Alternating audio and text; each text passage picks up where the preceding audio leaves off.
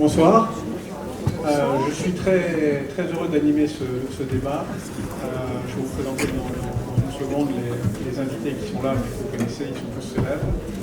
Je voudrais d'abord rendre un hommage à Dominique Coub, qui est non seulement le directeur artistique du théâtre, mais qui est aussi le metteur en scène et l'auteur de la pièce que vous venez de voir. Et cette pièce en elle-même est un hymne incroyable à la tolérance et à l'humanisme. Et c'est le thème du débat de ce soir, et j'en ai une illustration formidable. Je ne veux pas commenter l'actualité, chacun sait qu'on vit dans un monde dangereux, où les hommes se tuent pour des raisons qu'on connaît. Et cette pièce non seulement a du talent sur un plan artistique, elle fait vivre le théâtre et elle donne à ce lieu une âme supplémentaire. Donc je remercie Dominique Coub d'avoir à la fois le talent de la création et de la mise en scène. Il a mis en scène deux acteurs extraordinaires. Et en ça, il est un combattant de la lumière. Il est le premier des combattants qui sont là ce soir. Je pense que ce qui rassemble d'ailleurs les personnalités qui sont là, c'est que ce sont des combattants, ce sont des hommes engagés, dont vous connaissez pour les uns et pour les autres les convictions. Je voulais les présenter très rapidement. En face de moi, le grand rabbin de France, Haïm Korsia. Il est grand rabbin, donc il est l'autorité la plus importante du judaïsme en France. Il a été auparavant grand aumônier des armées et de l'école polytechnique, donc il a aussi une expérience de combattant concret, si je puis dire, dans sa vie. À côté de lui, Raphaël Coven est un professeur célèbre de philosophie, d'agrégé de philosophie. Il est un ancien de l'école normale supérieure, il est un auteur. Il vient de publier Morale provisoire, qui est son dernier ouvrage que je vous recommande. Il est aussi un homme de médias, puisqu'il anime des émissions à la radio, notamment à Europe 1. Je ne me présente pas Manuel Valls, qui est un homme d'État, qui est un Premier ministre, qui est un ancien ministre de l'Intérieur, et dont les prises de position depuis le départ, de tout temps et aussi loin que ma mémoire remonte, et j'ai une bonne mémoire, ont toujours été des prises de position et d'action extrêmement engagées contre le racisme sous toutes ses formes, contre l'antisémitisme. Il l'a payé d'une certaine manière, parce que c'était des positions qui étaient courageuses et qui n'étaient pas électoralistes, le moins qu'on puisse dire, donc je ne vais pas rappeler tous les détails. Ça a fait un combattant de premier ordre, dans un monde où la vision et le courage ne sont pas forcément partagés par tous les gens de son univers. À côté de lui, j'ai le plaisir de recevoir Khaled Bencher, qui notamment anime l'émission Islam sur France 2 le dimanche matin, et qui est aussi un islamologue réputé. C'est aussi un homme de médias. Il anime des émissions de radio en particulier, sur France Culture. Et enfin, le père Patrick Desbois, qui est célèbre aussi parce que son action est celle d'un homme combattant engagé, qui a participé à mettre en lumière ce qu'on appelle la Shoah par balle des Einsatzgruppen d'Ukraine, et qui est en particulier chargé au sein de l'Église catholique des relations avec le judaïsme. Donc on a 5 personnes qui, chacune d'entre elles, représente une facette, je trouve, extrêmement complémentaire de ceux qui sont des hommes engagés, des combattants que je salue comme tels, indépendamment de la prestance et de l'accomplissement qui est le leur, chacun dans leur vie professionnelle.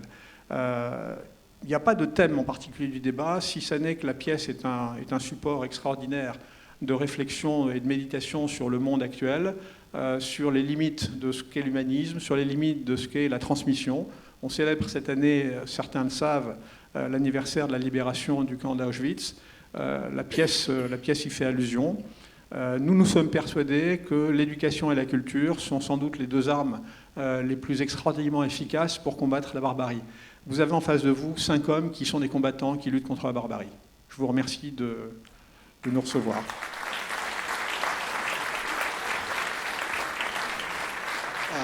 Il n'y a pas... Haïm, tu veux peut-être commencer ou Raphaël? Oui, Pierre, pardon, bonsoir à tous. Bonsoir. Moi, j'ai découvert le texte, en fait. J'ai découvert cette pièce en arrivant. J'ignorais tout de cette pièce. Je ne savais pas que j'allais voir Huis clos matiné par En attendant Godot. Et on peut attendre longtemps.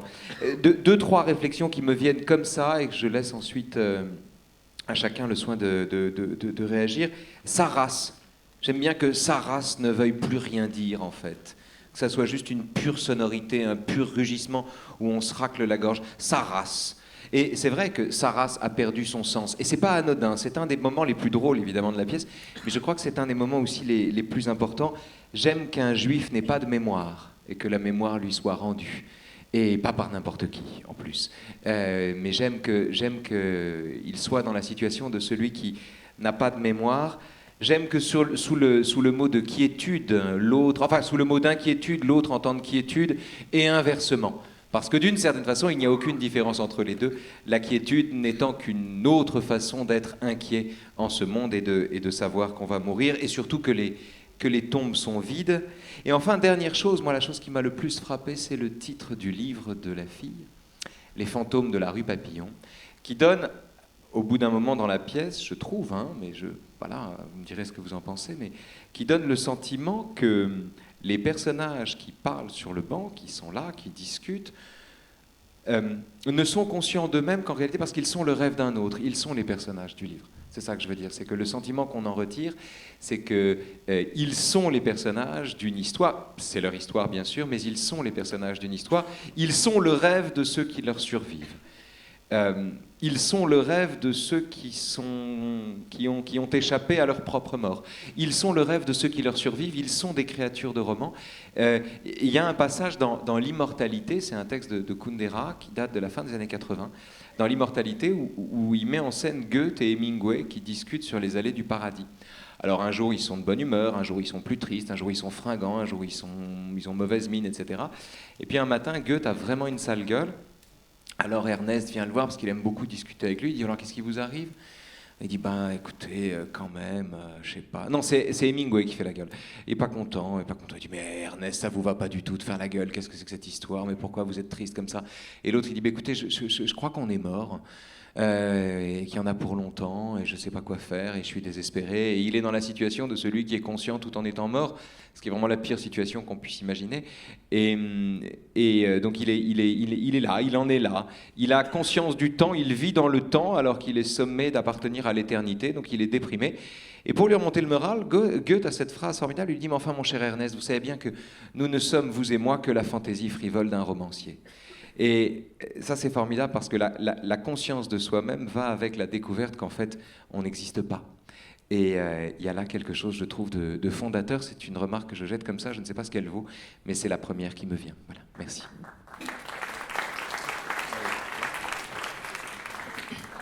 C'est pas compliqué, je suis d'accord avec Raphaël. Je suis d'autant plus gêné de parler après lui que d'habitude, après lui, il y a Nicolas Canteloup. Donc là, je ne sais pas faire. C'est vrai, tous les matins, sur Europe, ils doivent encore rester 2-3 auditeurs. Dont toi. Oui, mais c'est juste pour toi. Voilà. C'est vrai. Je suis un peu comme ceux qui n'avaient pas vu la pièce, sous le choc, parce qu'il y a beaucoup de choses très, très fortes. Ce que je note, moi, d'assez étonnant, c'est que son angoisse, c'est de ne pas savoir. Toute la pièce est construite sur le fait qu'il ne sait pas et il veut savoir. Que ça finit lorsqu'il est rassuré, parce que sa fille, il se trouve que c'est une femme, mais c'est important, parce qu'il y en a assez peu sur la tribune, enfin je prends ma part de responsabilité, mais disons globalement, c'est une femme, sa fille, qui a transmis l'histoire. Donc en fait, on se rend compte que l'enjeu de transmission est essentiel. Il n'est pas anodin que sur les personnages, il y ait une personne âgée, enfin Michel Jonas le prendra pas mal, il joue une personne de 112 ans. 114. En données corrigées des variations saisonnières, parce que ça a dû baisser entre le début et la fin de la pièce, alors que l'autre est un jeune. Donc il y a cet enjeu de transmission, ce que Elie Wiesel a appelé de manière magnifique l'enjeu essentiel des témoins, non pas qui disparaissent, mais qui rendent d'autres témoins, puisque lorsqu'on entend les témoins, on devient témoin soi-même. Et il y a eu un passage très fort où le jeune dit il faudrait montrer ça. Parce que vous, c'est pas pareil, je vous connais. Et moi, j'ai vu le résultat lorsque j'emmène des jeunes, 174 personnes, un avion complet à Auschwitz, par exemple. Lorsque, jeunes et moins jeunes, ils rencontrent la personne qui m'accompagne, qui s'appelle Elie Buzyn, qui était déporté à Auschwitz, puis à Buchenwald, libéré le 11 avril 1945 à Buchenwald. Brusquement, ça devient quelque chose de très personnel, une histoire partagée, et donc une histoire dont ils ont la charge. et une histoire qu'ils peuvent à leur tour transmettre. Et je crois que c'est l'enjeu, finalement, de la pièce. Je veux savoir ce qu'ils sont devenus, et je veux savoir si quelqu'un le raconte et peut le rendre une part de l'histoire, de la grande histoire. Donc en fait, c'est assez extraordinaire de pouvoir construire l'existence de personnes qui ne sont plus. Et alors j'ai pensé à un poème de Jules Supervielle qui est assez extraordinaire, qui est très gros, qui s'appelle « Dans la forêt ». Dans la forêt, sans heure, on abat un grand arbre, la forme du fût tremble dans la forêt, cherchez, cherchez, oiseau, la place de vos nids, tant qu'il murmure encore. L'idée que les absents continuent à nous murmurer. Et il faut que la société puisse entendre ces voix, non pas comme simplement la voix du passé, mais un appel à ne pas répéter, un appel à entendre que les choses se renouvellent, que les choses prennent des formes différentes, mais sont toujours la même espèce. La réalité de ce qu'est le racisme ne change pas si c'est telle ou telle personne qui est stigmatisée. Et aujourd'hui, c'est la même chose. Moi, il y a un moment très, très, très juste, quand l'un ou l'autre pense « je n'accepte pas », c'est la fille, en fait, qui parle et qui dit « je ne supporte pas ces politiciens qui critiquent les Arabes ». Et je trouve que c'est très juste. Et lorsque j'ai peint dans les écoles juives, quand j'ai voulu commencer à lutter contre le racisme, la première chose que j'ai faite, j'ai dit on va commencer à envoyer des prêtres et des imams dans les écoles juives pour casser aussi les préjugés qu'on peut avoir les uns sur les autres. Et le racisme, c'est toujours plus facile de le chercher chez les autres. Il faut commencer à l'extirper chez nous, c'est-à-dire comment on vit sur des préjugés. Et en fait, une société grande, forte, intelligente, c'est une société qui arrive à casser les préjugés. Et cette pièce est assez extraordinaire dans l'inversion de tous les préjugés habituels, même si il y a des moments hilarants qui nous permettent de relativiser notre posture de juste. Chacun doit quand même voir midi à sa porte. Et si j'osais mon père, je vous dirais, avant de voir la paille dans l'œil de ton prochain, regarde la poutre dans ton œil. Vous voyez que je fais du benchmark et que j'étudie la concurrence.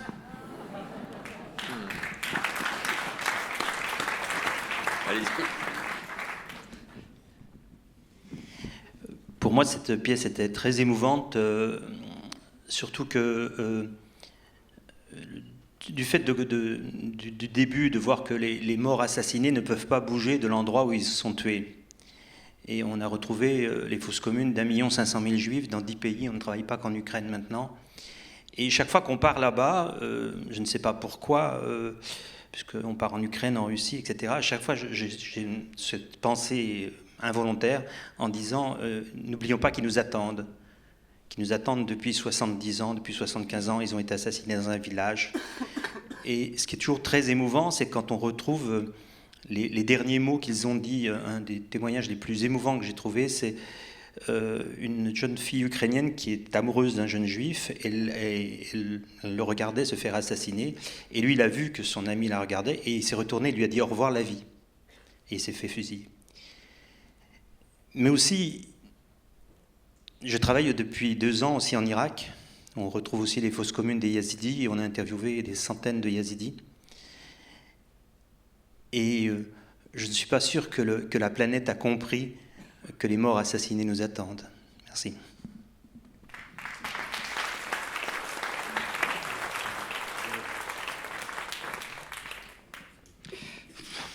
Allez-y.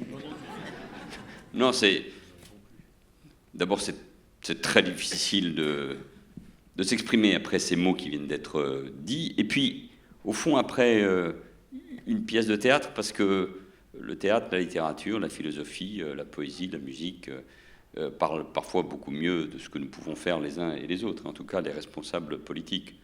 En 80 minutes, une belle pièce, une belle mise en scène, de belles lumières, de beaux acteurs nous disent l'essentiel sur la mémoire, sur la transmission, sur la Shoah, sur la responsabilité de la France, avec les beaux mots du président Jacques Chirac, sur le Veldiv, sur les juifs, sur les musulmans, sur les jeunes, sur le rapport avec la police, sur l'au-delà et sur la résurrection d'une forme ou une autre. Donc beaucoup de choses sont dites en peu de temps, Et au fond, nous voyons bien, pardon de la banalité, que c'est à travers le cinéma, le théâtre et la culture d'une manière générale qu'on peut dire beaucoup de choses dans une époque, la nôtre, particulièrement troublée, notamment sur toutes ces questions. Sur l'utilisation du conflit israélo-palestinien, sur l'antisémitisme ou le racisme sous toutes ses formes, antisémitisme et racisme qui naissent et renaissent en permanence. Et ça fait du bien d'assister une nouvelle fois à une belle manifestation de l'intelligence. Et on se dit que cette pièce, comme d'autres œuvres, qui avec un message simple et beau, mais jamais simpliste, lutte avec une très grande efficacité contre tous les préjugés. Et pour lutter contre les préjugés, il faut que cette pièce soit regardée, enseignée, étudiée, diffusée beaucoup. Pourquoi je dis cela ? À moi d'être celui qui perturbe aujourd'hui ces premiers messages. Nous sommes 12 ans, presque jour pour jour, après le début du martyre de Ilan Halimi, qui a commencé en janvier 2006 pour s'achever 24 jours après, en février. Et depuis, mais ça durait déjà depuis quelques années, nous n'avons eu cesse d'assister à des actes, à des messages, à des crimes antisémites. Et toutes les études, malheureusement, le montrent, même s'il y a, heureusement, de beaux gestes, de la tolérance, de l'amour dans notre société, il y a aussi beaucoup d'actes antisémites, racistes, et l'intolérance à l'égard des Juifs, comme à l'égard des musulmans, les actes antichrétiens ont malheureusement gagné beaucoup de terrain. Les actes, au cours de ces dernières années, se sont démultipliés. C'est pour ça que je crois qu'il faut être, pour dire les choses simplement, intransigeant à l'égard de tous ces actes. C'est pas facile dans le débat, et notamment dans une société qui a du mal à affronter ces questions. Et les choses vont mieux, l'économie va mieux, le chômage baisse. Nous sommes dans une période où on n'a pas envie de regarder ces problèmes en face. On a envie de vivre. On n'a pas envie des débats. On n'a pas envie des débats entre Charlie et Mediapart, entre Plenel et Valls, pardon, parlez-moi à la troisième personne. Ça nous emmerde, tous ces débats. Et au fond, le malheur des autres, alors que nous avons nos propres problèmes, ou nos propres envies de bonheur, agace parfois. Et pourtant, il faut les aborder. Parce que ce qui est formidable dans cette pièce, c'est que ça reste une pièce profondément d'actualité, avec d'ailleurs le langage qui pose autant de problèmes à Michel Jonas. Et c'est ce langage-là qu'il faut aussi utiliser pour faire reculer l'intolérance. J'ai visité, juste avant sa fermeture, la belle exposition à l'Institut du monde arabe sur les chrétiens d'Orient, où tout est né, où les trois grandes religions sont nées et ont été confrontées aux soubresauts de toutes les époques. Quand je discute, moi, depuis des années, avec des gamins de la circonscription dont je suis l'élu, depuis 2002, dans l'Essonne, mais je me dis, bon sang, mais quel travail il y a à faire quand je vois les préjugés les plus absurdes sur les uns et sur les autres, et notamment sur les juifs.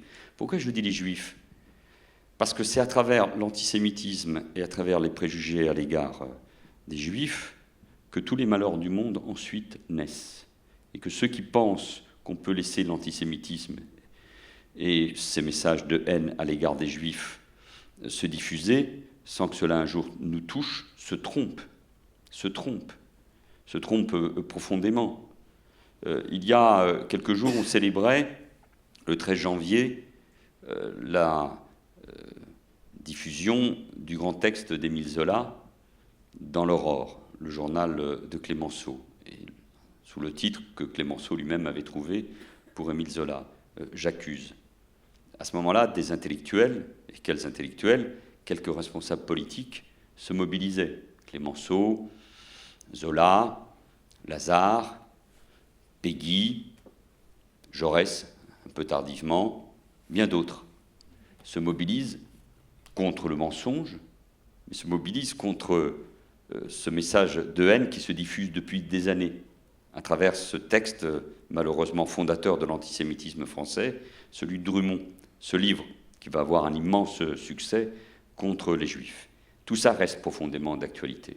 J'ai souvent dit que c'était le combat de ma vie, parce que c'est le combat pour lutter contre la haine, le racisme, la bêtise sous toutes ses formes, qui est aujourd'hui démultipliée sur les réseaux sociaux et sur Internet à une vitesse que nous ne pouvions pas imaginer. Eh bien, c'est la culture et l'intelligence des hommes et des femmes qui doivent nous aider à lutter contre ces préjugés, contre ce racisme et contre cette haine. Mais la seule chose que je veux dire en terminant, c'est que c'est un combat très difficile. Très difficile. Moi, je suis plutôt un optimiste de nature, moins optimiste que le grand rabbin de France, mais par fonction, il est optimiste. Mais je reste quand même, malheureusement, aujourd'hui très inquiet, en tout cas très lucide de ce qu'il nous reste à accomplir les uns et les autres. Et ce que chacun peut faire ici ou dans cette salle, ou au-delà pour lutter contre l'antisémitisme, le racisme, la haine des autres, les préjugés, cette banalisation de la détestation de l'autre qui s'est installée, nous oblige à être éveillés et à mener ce combat. C'est le combat de ce que nous sommes, nous, les êtres humains. C'est ce que, au fond, nous dit avec beaucoup de simplicité, mais avec beaucoup de bonheur, cette belle pièce.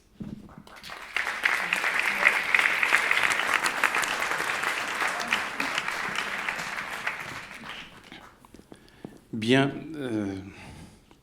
à mon tour aussi, et à l'unisson avec mes co-orateurs, de dire ma joie et mon émotion d'avoir assisté à cette belle pièce, si profonde, si émouvante, une pièce d'intelligence, une intelligence hybride, celle du cœur et celle de l'esprit, où il y avait une incarnation même de la tendresse, de la bienveillance, de la compréhension.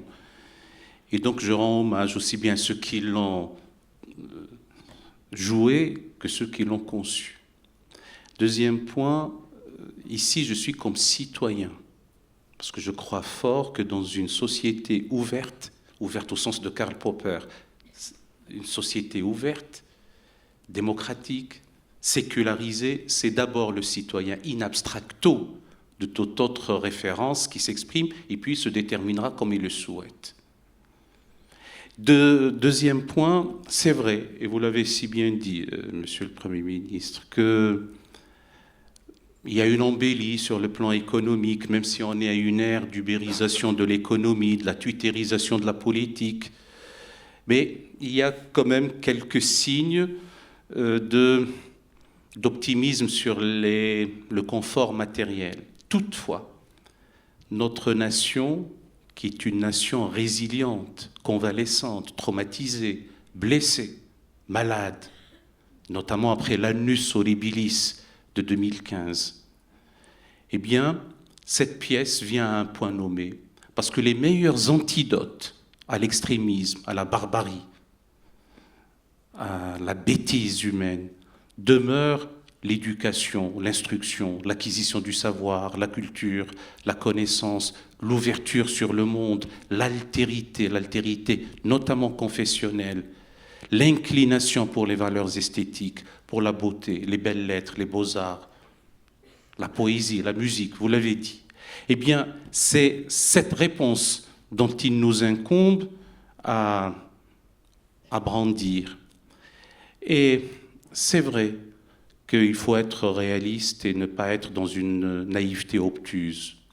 Je fais mienne le prologue de Charles Dickens dans son roman des Deux cités, quand il disait « C'était le meilleur et le pire des temps, le siècle de la sagesse et de la folie, l'ère de la foi et de l'incrédulité, le printemps de l'espérance et l'hiver du désespoir.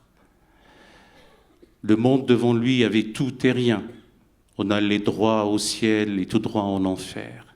Bref, c'était une époque qui ressemblait tellement à la nôtre que ses censeurs les plus bruyants n'en parlaient qu'au superlatif, en bien ou en mal. Donc c'est ça aussi notre situation maintenant. Une extrême vigilance contre tous les relents de l'antisémitisme. Et j'ai eu l'occasion de le dire, et je n'en tire aucune gloriole, que lorsque le juif est attaqué dans sa synagogue, eh bien le musulman craint dans sa mosquée, si je puis dire. Donc ça sous-entend quoi ? Ça sous-entend qu'il faut qu'il y ait une solidarité nationale, et par-delà une solidarité humaine. Vous avez à juste raison, Pierre Dassas dit tout à l'heure qu'il n'y a pas de thème, et il s'agit ici d'humanisme et de tolérance. Même si à titre personnel, j'émets des réserves sur le vocable tolérance, et on dit souvent, sous la boutade classique, qu'il y a des maisons pour cela. Il y a une exigence de respect, de reconnaissance, d'amour, d'affection. Oui, c'est Claudel qui l'aurait emprunté à Peggy, dit-on, mais c'est à Claudel quand on le dit. Je n'ai pas cité ma source. Donc du coup, c'est vrai qu'il y a cette exigence-là, et elle ne doit pas... il ne faut pas qu'on galvaude des mots ainsi, les mots ont leur importance. Quant à l'humanisme, c'est un humanisme qui soit théocentré ou anthropocentré sous la voûte commune de la laïcité. Ce qui prime, c'est le souci de l'homme, la préoccupation de la personne humaine, quelle qu'elle soit, et assumer l'héritage des peuples, quels qu'ils soient, y compris ceux qui hannent sous des servitudes renouvelées, ceux qui sont chassés injustement de leur demeure et qui se trouvent sur les routes aussi. Eh bien, c'est cet élan vers le semblable, vers autrui, dont nous sommes tenus d'incarner ici au sein de notre nation, eh bien, qu'il faut dire d'abord au sein de sa famille propre. Haïm a à juste raison parlé de la poutre et de la paille, cette belle parabole évangélique. Il faut d'abord voir chez soi, en soi, les manquements à l'éthique, les manquements à la parole donnée, les manquements à la solidarité, les manquements au devoir de la citoyenneté. Parce que les droits qui découlent d'être citoyen ne sont que l'avers et le revers d'une même effigie. Vous avez vous-même dit que c'est un même talisman. Donc c'est cette relation intrinsèque qui fait que aussi bien le devoir que le droit dont on jouit, mais qui découle du devoir dont il faut s'acquitter. Eh bien, le premier devoir, c'est cette vigilance. Des veilleurs dans la nuit, des guetteurs dans la cité, des vigies républicaines ou spirituelles, ou les deux, de toute façon, pour que plus jamais l'autre n'ait à pâtir du fait d'être autre, de par son appartenance confessionnelle, de par ses caractéristiques de naissance, comme disent certains, de par son orientation, quelle qu'elle soit, métaphysique ou autre. Voilà ce qui nous réunit, voilà ce à quoi nous sommes engagés, et voilà ce à quoi nous nous engageons et à témoigner et à œuvrer indéfiniment.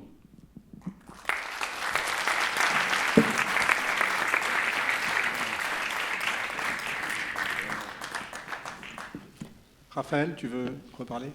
Pardon, merci. Oui, alors, on peut passer aux critiques ou pas ? Enfin, parce que quand même, je vous écoute avec bonheur et avec intérêt. Je voudrais juste mettre un bémol, je ne sais pas si on sera d'accord ou pas, peut-être on le sera d'ailleurs. On ne supprimera jamais la haine, voilà, c'est ça que je veux dire en fait. Jamais. Il n'y aura jamais un monde sans haine. Les gens qui disent, par exemple, on fait des réunions non mixtes en attendant que le racisme soit dissipé, qui ajoutent du racisme au racisme d'ailleurs en le faisant, c'est une arnaque. Ça n'existe pas un univers sans haine. Donc on peut se donner pour idéal régulateur un monde où la haine est supprimée, où il n'y a plus d'antisémitisme, sauf que ça n'arrivera jamais. Jamais. Et il n'y a là-dedans aucune raison de baisser les bras. Au contraire, soyons camusiens, c'est ça que je veux dire en fait. C'est-à-dire, retroussons-nous les manches, mais parce que précisément nous n'avons pas... Comment dire ? Nous n'avons pas d'espoir, ni le choix. On est Sisyphe, si vous voulez, on pousse le caillou. La représentation d'un but qu'on se donne n'est pas un but qu'on se propose d'atteindre. Ce serait utopique et ce serait pas sérieux. Il s'agit de combattre au quotidien et d'une certaine manière, pardon, sans espoir. Dans l'espérance, oui, mais sans espoir, c'est pas du tout la même chose. Donc ça, c'est la première chose que je voulais dire. Et c'est d'autant plus important, me semble-t-il, que l'antisémitisme est effectivement au principe de toute haine, non pas par judéocentrisme, pas par judéocentrisme que je vais dire une bêtise pareille.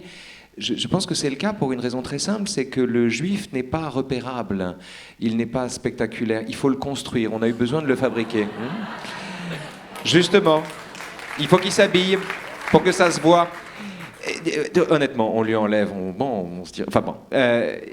c'est très intéressant ça, c'est-à-dire l'idée que le juif peut avoir la même gueule que tout le monde. Ce qui transforme la haine de l'autre, parce qu'évidemment avec le racisme, un racisme objectif, voilà, vous haïssez le noir, alors vous identifiez le noir. Le noir est moins difficile à construire que le juif, on le repère plus rapidement. Parce que c'est toute la différence entre la haine de l'autre et la haine de soi. Et au principe de la haine de l'autre, il y a la haine de soi. Et de ce point de vue, je crois qu'il faut établir cette nuance entre les haines, non pas pour hiérarchiser les haines, bien sûr, mais pour essayer de voir dans quelle mesure toutes se tiennent. Et la dernière chose, c'est qu'on parle d'humanisme ici. Non, deux petites choses encore, pardon. D'abord, une chose, il y a un passage que tout le monde a applaudi, qui a fait rire tout le monde, quand on a dit Dieu et Dieu, mais c'est le même pour tous, faudrait le dire, ça calmerait tout le monde. Alors, je crois exactement le contraire, en fait. Il y a 3 monothéismes, c'est pas un hasard. Non, c'est pas le même Dieu. D'ailleurs, c'est pas les mêmes textes. D'ailleurs, ils sont pas d'accord. Et c'est tant mieux. Moi, je trouve une société pacifiée n'est pas une société où on considère que Dieu est le même et où il y a des grands rassemblements œcuméniques le lendemain d'un attentat. Ce qui est très bien. Une société pacifiée, c'est une société où on peut s'engueuler sans se haïr. Une société pacifiée, c'est un univers où on peut dire, bah non, écoutez, moi, c'est pas un hasard si je suis chrétien, c'est pas un hasard si je suis musulman. Or, bien sûr, comme dirait Montaigne, on est chrétien, on est juif ou musulman, comme on est périgourdin. Mais après, il arrive qu'on choisisse ce qu'on nous a donné à la naissance. Et c'est pas un hasard si on le choisit. Il y a des raisons à ça. Et on n'est pas d'accord. Mais on est d'accord pour pas être d'accord. Et c'est ça l'essentiel. Et c'est comme ça que ça fonctionne. Une société pacifiée, c'est une société où l'engueulade est permise. Or, l'engueulade n'est pas permise dans la société où nous nous trouvons, et c'est pour ça que les gens se haïssent. Juste ça, c'est le dernier point. On dit souvent il faut raison garder. Mais raison garder, on l'emploie de façon très lâche. On dit raison garder, c'est mettre sous le boisseau les sujets qui fâchent, mettre la poussière sous le tapis. Or, raison garder, c'est faire usage de la raison. Faire usage de la raison, en particulier quand on est une instance ou une autorité spirituelle. Faire usage de la raison, c'est considérer tout simplement que le désaccord est une richesse et demande à être protégé. La première chose qu'il faut protéger entre les gens, ça n'est pas ce qui les identifie, c'est ce qui les réunit. Et ce qui les réunit, c'est ce qu'ils ont en commun. Et ce qu'ils ont en commun, c'est de ne pas être d'accord. Voilà.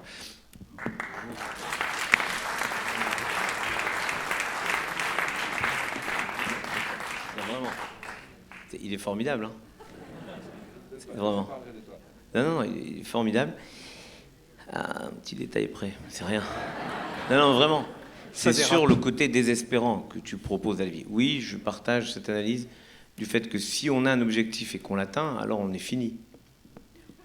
Et c'est l'enjeu même d'ailleurs. Enfin, on est fini même si on ne l'atteint pas. Non, on est fini au sens que tu peux, quand tu considères que tu as atteint l'objectif, qu'est-ce qui te reste derrière? Et c'est assez tragique dans un débat, dans un texte étonnant entre Georges Semprin et Wiesel. L'un pose la question à l'autre, tu te rends compte, le dernier déporté, le dernier, il est le dernier, qu'est-ce qu'il fait? Et Wiesel lui répond, il se suicide. Pourquoi? Parce que personne ne peut plus le comprendre. C'est comme ça qu'il imagine. Donc en fait, si on a un objectif et qu'on se dit après, j'ai plus rien à expliquer ni à comprendre, alors il n'y a plus de vie. Donc en fait, pour moi, je partage ton idée que on ne peut pas considérer que l'espérance, c'est un but à atteindre, c'est un horizon. Or, l'horizon s'éloigne toujours avec nous, exactement de la même façon que Dieu. Tu sais, c'est celui qui était là. Donc, voilà. Dieu est à gauche, c'est toi qui l'as dit. Il est en même temps à gauche et en même temps à droite. Et donc, Dieu dit à Abraham, je te promets, va, quitte tout, vers une terre que je t'indiquerai. Il ne lui dit pas la terre. Vers une terre que je t'indiquerai. Autrement dit, il y aura toujours une promesse qui fonctionnera pour Abraham et qui fonctionnera pour ceux qui font référence à Abraham.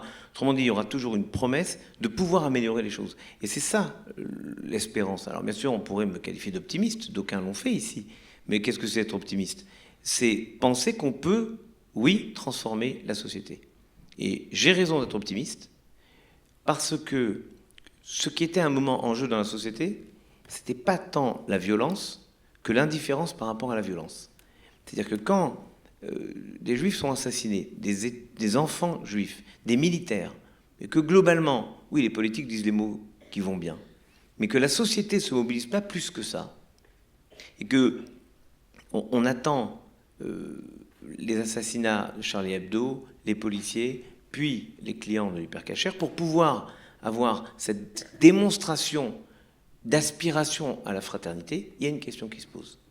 Et la question, c'est pourquoi il y avait tant d'indifférence. Et je vais vous dire, cher monsieur le Premier ministre, j'ai un respect profond pour vous et une reconnaissance immense, parce que ce jour-là, j'étais encore à Bordeaux avec mon épouse, j'étais en visite à la communauté de Bordeaux, et après le Shabbat, je vois ce qui se passe, je décide de prendre le train de rentrer à Paris, parce que je vous vois devant l'Hypercacher, et vous dites cette phrase que j'ai toujours qualifiée de quasi prophétique: la France sans les Juifs n'est pas la France.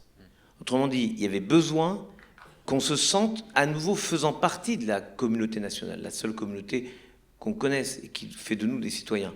Certes, des citoyens un peu après les autres, puisque pour nous, ça a été que le 27 septembre 1791. Donc il y a eu un petit delta.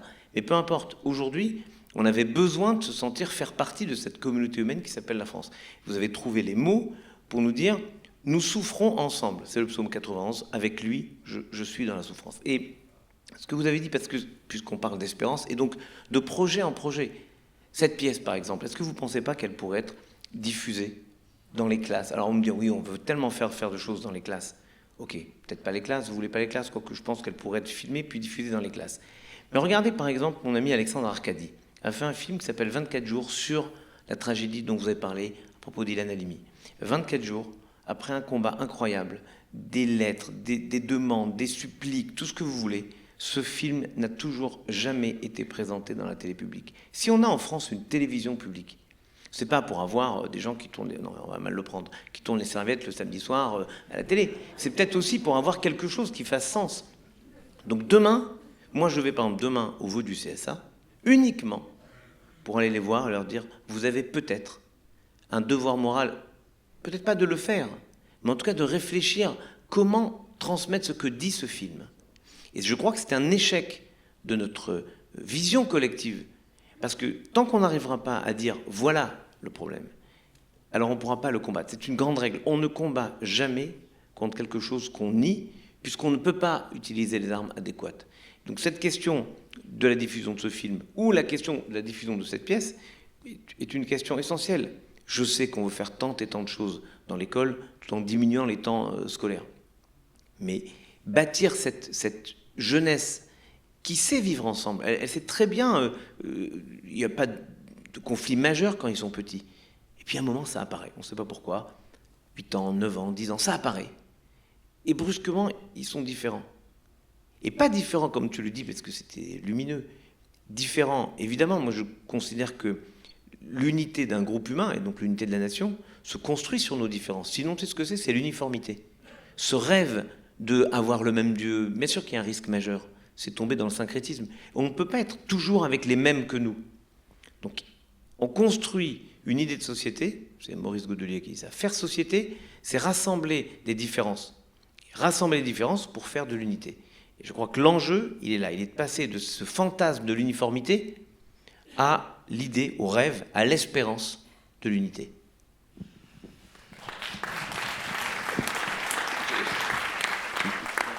Je ne sais pas où on va aller. Bon, d'abord, il y a évidemment une question liée à la mémoire de la Shoah. La pièce, à sa manière, y participe, avec un défi considérable, puisqu'on est de nouveau dans ces dates, entre guillemets, d'anniversaire de la libération du camp d'Auschwitz. Et pour en avoir parlé avec notamment Raphaël Israël, qui vient de publier, il y a quelques mois, un livre magnifique sur son expérience, si cela veut dire quelque chose, concentrationnaire, mais aussi son histoire d'amour et la transmission de ce qu'il a vécu. Il y a là un défi considérable pour nous de la mémoire vivante, impossible, mais que nous permet la télévision, le cinéma, le théâtre, toutes les nouvelles formes de communication, pour ne pas oublier. Parce que nous voyons bien que nous rentrons dans cette période où il n'y aura plus de survivants, où il n'y aura que la mémoire. Il y a une chose qui est juste dans la pièce, qui est de rappeler quels ont été les autres génocides, c'est dit par ce jeune homme, arménien, cambodgien, Tutsi, etc. Il faut d'ailleurs aller dans le très beau site d'Émile, où un travail de très grande qualité a été fait sur tout ce qui conduit au processus génocidaire, sans oublier évidemment les Arméniens. Puis une troisième remarque désordonnée, avant d'arriver à une réflexion plus personnelle, c'est le père Desbois qui au fond, me l'a rappelé à travers ce qu'il rappelait sur les Yézidis, c'est qu'aujourd'hui, l'armée turque est en train d'intervenir contre les Kurdes dans cette partie de la Syrie, Kurdes avec sans doute tous leurs défauts, mais qui ont sauvé les Yézidis, qui ont combattu avec eux, qui ont sauvé parfois des chrétiens d'Orient, qui ont combattu pour nous, qui ont pris des terroristes, compris nos compatriotes, et qui aujourd'hui vont être bombardés et massacrés par l'armée turque. Et pour nous, c'est très difficile. Il n'y aura pas d'intervention pour les sauver, militaire. Mais c'est pour la conscience, si ça veut dire quelque chose de l'humanité, attention, parce que ce qui est en train de se passer est tout à fait fondamental pour la suite. Une remarque plus personnelle. Moi, je lutte, et je lutterai de toutes mes forces contre toutes les formes de racisme et de discrimination.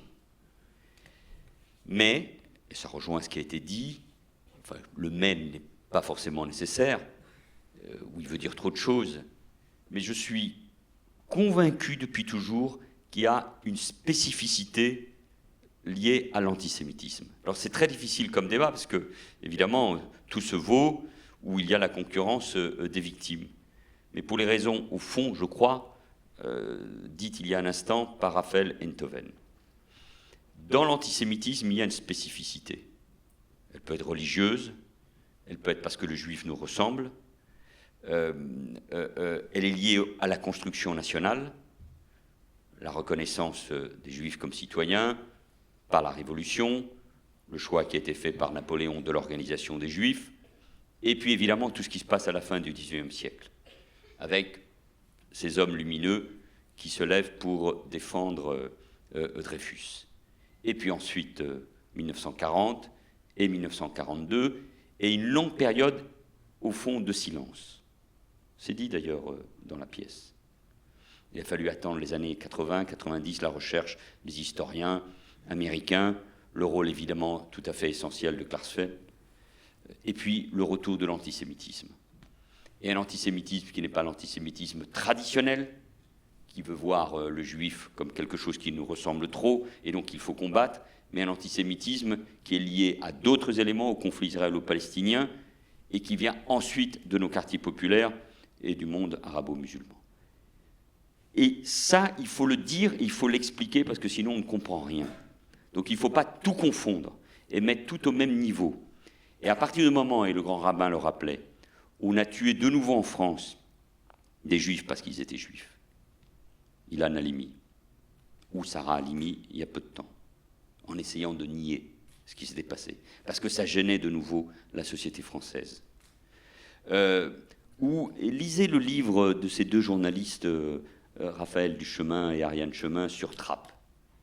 Il y a des choses sur lesquelles je ne suis pas d'accord, où ça peut poser débat, peu importe. Mais il y a vraiment un chapitre lumineux au sens de la vérité.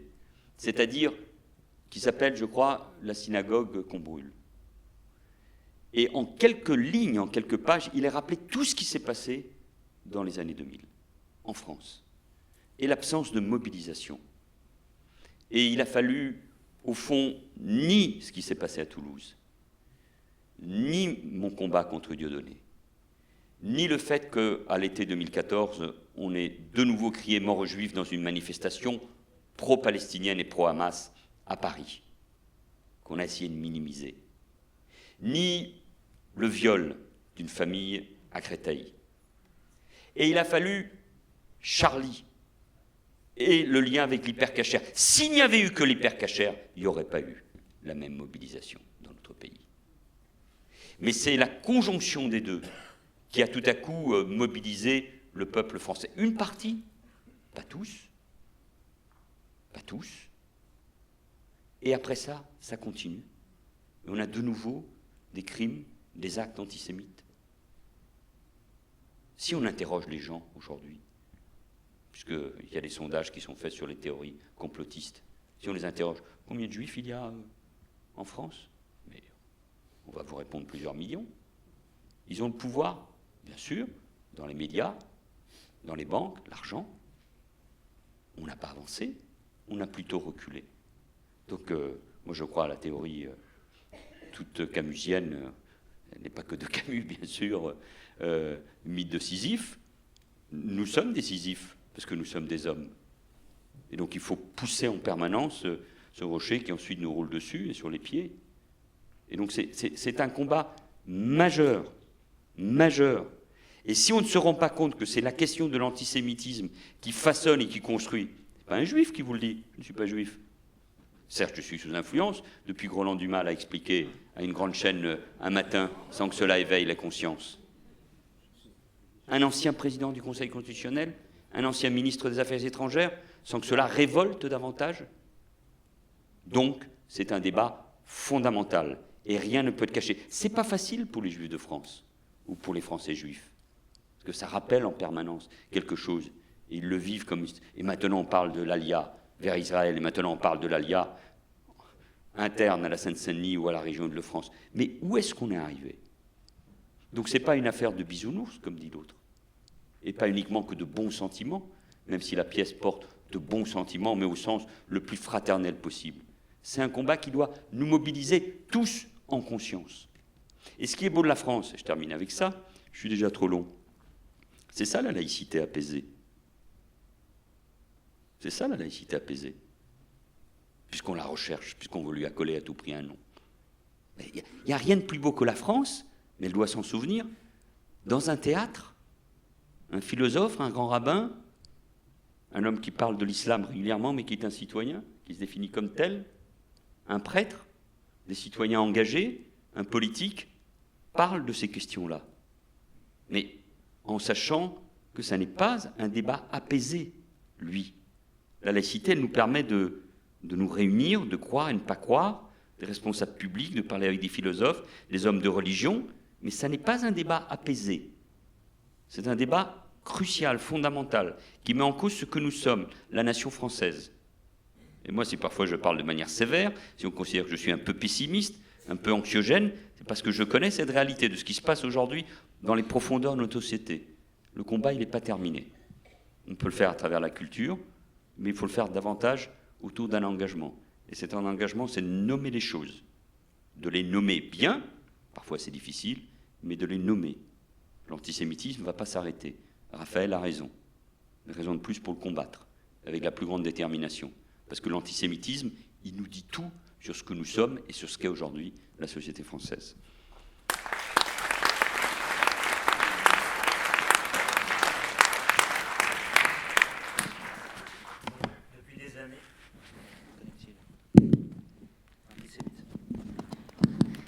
Depuis des années,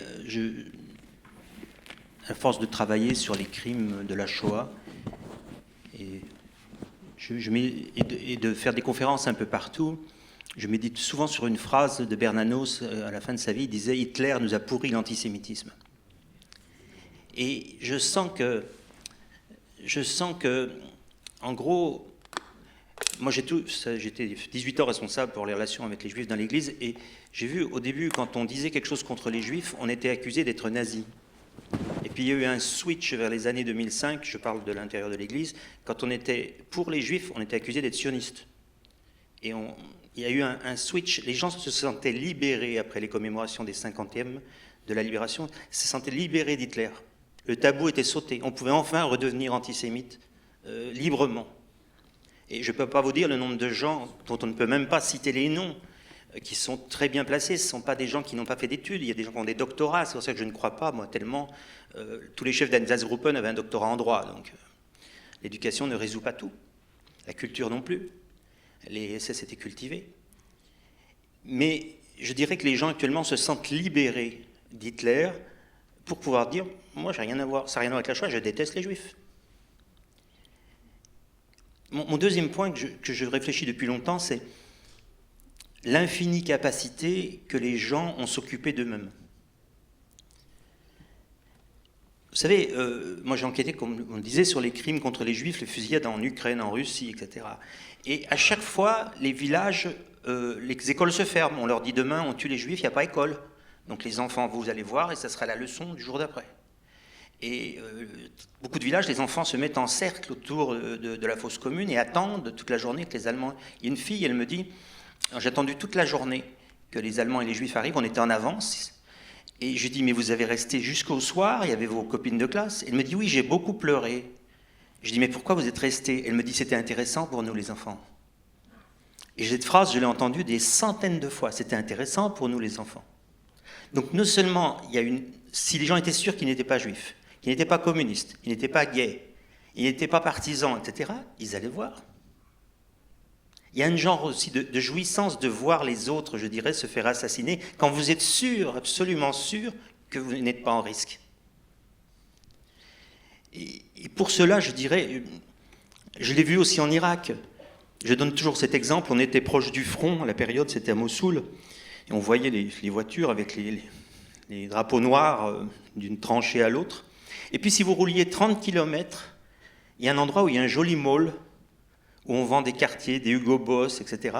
Et si vous mettez une petite caméra, personne ne pouvait croire qu'on était à quelques kilomètres du front, parce que là, les gens venaient pour Hugo Boss. Et quartier, c'était fini, on était déjà à 30 km. La vie recommençait comme normale. Et ça vous fait réfléchir, parce que nous-mêmes, quand on en avait marre du front, on allait là, dans le mall, manger des glaces. Et 1 heure après, on était au front. Donc je ne suis pas tellement optimiste. Je crois beaucoup aux stratégies de minorité. Moi, je ne crois pas tellement que les majorités peuvent évoluer, mais je crois beaucoup que si des hommes se lèvent, d'autres peuvent les suivre. Vous-même, vous avez été Premier ministre. On le dit, mais tous les Premiers ministres ne sont pas comme vous. Donc je dirais, vous êtes Premier ministre, mais vous êtes Manuel Valls. Et je dirais, tout d'un coup, vous prenez ce visage et c'est vous-même. Sinon, c'est comme si on disait que Martin Luther King était Martin Luther King parce qu'il était un pasteur.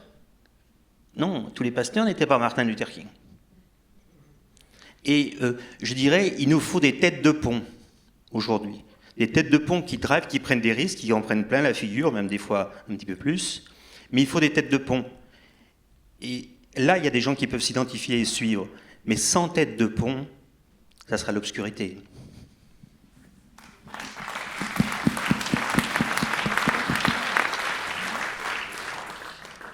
Bien, peut-être pour vous montrer qu'au moins ici, nous sommes dans un groupe d'hommes et de femmes et une société apaisée. Enfin, ici, et heureusement, ici, il en manque, certes. Qu'on ne se méprenne pas. Et le « on », c'est un pronom indéfini pour l'instant, et après je mettrai un nom derrière. Votre serviteur a une formation de physicien aussi, et j'ai appris en sciences que lorsqu'il y a des problèmes de transmission, de communication, il faut d'abord voir au niveau de l'émetteur avant d'incriminer le récepteur. Peut-être que je n'ai pas été compris. Mais dans un premier tour, que voulez-vous que je vous dise, qu'on aille directement aux choses qui fâchent? Il faut d'abord dire, comme une pétition de foi, si je puis dire, ce à quoi on croit fondamentalement. Alors j'entends Raphaël Enthoven, du coup le « on » a un nom. Ah, c'est avec bonheur que je vous ai écouté, mais il y a un bémol. Ça peut être une octave, ça peut être une dièse, ça peut être quelque chose de beaucoup plus fort, parce que bienvenue à la critique. Heureusement, si on esquive le choc des idées, si on élude les questions épineuses, eh bien, on se vautre dans ses certitudes, et puis on se vulnérabilise, on redoute l'asphyxie, et il ne reste plus que le fanatisme pour pouvoir vivre quelques instants. Je ne veux pas faire le pédant, mais j'ai pensé à cette parole de Søren Kierkegaard, puisque nous sommes dans un théâtre, j'y pense. Il a dit... Il arriva que le feu prit dans les coulisses d'un théâtre. Le bouffon vint en avertir le public. On pensa qu'il faisait de l'esprit et on l'applaudit. Il insista. Les applaudissements redoublèrent et on rit de plus belle. C'est ainsi que périra le monde dans l'hilarité générale de ceux qui, au mieux, en dehors de leur certitude, n'est que divertissement et plaisanterie. Donc, fin de citation. On n'est pas dans cette situation. J'ai dit simplement, son naïveté obtuse, que nous n'abdiquons pas. En tout cas, je dis je et je n'abdiquerai pas. Il y a deux thèses parallèles. Il y a ceux qui vous disent que depuis les guerres puniques ou les guerres médiques jusqu'à maintenant, jusqu'à la monstruosité idéologique et religieuse de Daesh, eh bien, l'homme est un loup pour l'homme. Homo homini lupus, et on n'y peut rien, c'est ainsi. Et c'est vis pacem para bellum. Voilà, c'est comme ça, parce que il y a de la haine, il y a du ressentiment. Malheur à celui qui ose faire écran entre mes ambitions débridées et moi-même, et donc il faut l'oxyre. Il n'y a pas plus simple que ça. Il y a une course effrénée entre la cuirasse et l'épée. C'est dans la nature des hommes. Et il y en a d'autres qui disent, eh bien, il y a une longue et lente maturation de l'humanité vers l'idée du progrès. Ce n'est pas le progrès technologique, c'est vers cette idée de faire en sorte que la violence soit dirimée, peut-être pas totalement, mais en tout cas petit à petit et doucement, même d'une manière asymptotique, on y verse. Eh bien, quand le passé se meurt et le futur n'est pas encore advenu, c'est dans le clair-obscur que peuvent surgir les monstres. Et les monstres, quand est-ce qu'ils surgissent, disait Goya, c'est quand il y a sommeil de la raison. Eh bien, nous ne voulons pas qu'il y ait sommeil de la raison. Alors, c'est peut-être pas la raison raisonnante, c'est une raison matinée avec l'intelligence des arts, de la beauté, etc. Donc, voilà ce que je voulais dire dans un deuxième temps. Chez les puristes de la langue française, quand il y a deuxième, il y a forcément troisième. Donc, le troisième temps, c'est que, et là, vous l'avez si bien dit, si bien, je ne sais pas, qu'il ne faut surtout, et je ne veux pas être discourtois et je suis plein de déférence pour ce que vous êtes et ce que vous avez fait. Mais je ne suis pas sûr qu'il faille dire il ne faut surtout pas comprendre, parce que comprendre, c'est déjà excuser. Qui dit comprendre ne dit pas admettre. Et qui dit analyser ne dit pas excuser. Et qui dit expliquer ne dit pas justifier. C'est simplement, et si vous me pardonnez l'anglicisme, what went wrong? Qu'est-ce qui n'allait pas pour que nous arrivions à cette situation?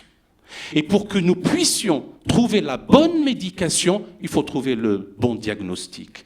Or, il se trouve que nous vivons des situations si complexes, et quand on dit complexe, c'est de deux choses l'une. Soit on a envie de se défausser sur le mot complexe et on passe, soit il faut se coltiner l'explication de en quoi c'est complexe. Eh bien, cette complexité-là fait que si nous sommes arrivés à ce degré de détestation, à ce degré de ressentiment, à cette haine, à cette animosité qui nous mine, et cette animosité infâme, véritablement, c'est qu'il y a des raisons dites intrinsèques et des facteurs extrinsèques, et les uns alimentant les autres. Donc, œuvrons là aussi pour fondre, pour dirimer, pour dévitaliser, déminéraliser toutes ces raisons qui font en sorte qu'au lieu d'éduquer, justement, allez, je dis un mot un peu gnognotte, à la bienveillance et à l'ouverture, on ne va pas faire en sorte que des générations entières soient élevées dans la détestation. C'est ce travail dont nous sommes redevables et nous sommes comptables. Si je puis dire, si ce n'est pas devant le tribunal des hommes, ceux qui y croient devant le tribunal céleste. Et sans chauvinisme aucun. Alors, vous avez dit que voilà un citoyen qui parle de l'islam. Et il se trouve que c'est un concours de circonstances. Mon père fut recteur de la Grande Mosquée de Paris. Fussé-je né à Katmandou, j'eusse été probablement bouddhiste. À un moment donné, il faut tamiser par le filtre de la raison ce à quoi en croix ou des choses de cet ordre. Donc c'est d'abord ce qui prime pour moi, c'est mon semblable, quel qu'il soit. Et j'en témoigne, rien d'autre.